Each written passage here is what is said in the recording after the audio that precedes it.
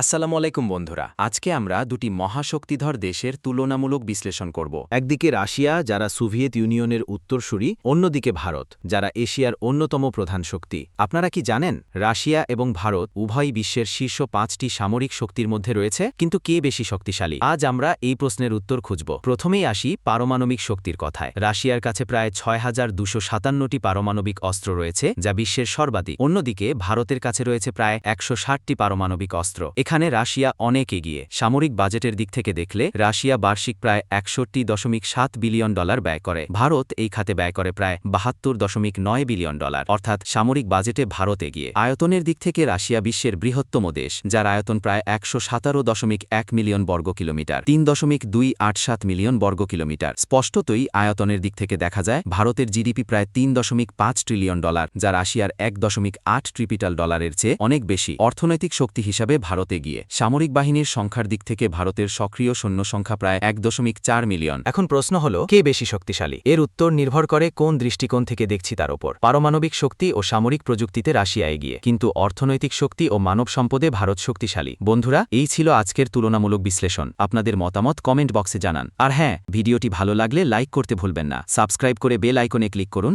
নতুন video update পেতে। আল্লাহ হাফেজ। পরের ভিডিওতে আবার দেখা হবে। ধন্যবাদ।